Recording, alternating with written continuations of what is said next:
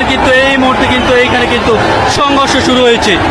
আসসালামু আলাইকুম রহমতুল্লাহ। প্রিয় দর্শক, আপনার স্ক্রিনে দেখতে পাচ্ছেন ঢাকায় বিএনপির একটি সমাবেশে তারুণ্যর অধিকার আদায়ের জন্য বিএনপির বিভিন্ন ছাত্র সংগঠন, বিভিন্ন গ্রুপ নিজেরা নিজেদের মধ্যে মারামারি করতেছে। তো বিএনপি কি এভাবেই কি তারুণ্যদের অধিকার প্রতিষ্ঠা করবে কিনা, নিজেদের মধ্যে মারামারি সংঘর্ষ করে?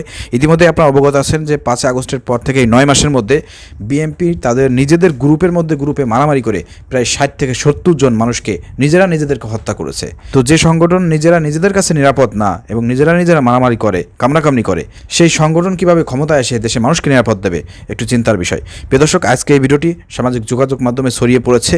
এই ঘটনাটা কি আজকে বিএনপি সমাবেশের ঘটনা, নাকি আরও কয়েকদিন আগে যে সমাবেশ হয়েছে সেই সমাবেশের ঘটনা? একটু আপনারা যদি কেউ নিশ্চিত হয়ে থাকেন একটু আমাকে কমেন্ট করে জানাবেন। কিন্তু যেদিনকারই ঘটনা হোক না কেন, কিন্তু এভাবে এই ধরনের ঘটনা কিন্তু বিএনপিকে বিতর্কিত করবে। তারেক রহমান কিন্তু বিএনপির কাছ থেকে এবং বিএনপির অঙ্গ সংগঠনের কাছ থেকে এরকমটা আশা করে না। খালেদা জিয়া কিন্তু আশা করে না যে তারা নিজেরা মারামারি করে এভাবে একে অন্যকে এভাবে আঘাত করবে। এটা কিন্তু তারেক রহমান আশা করে না।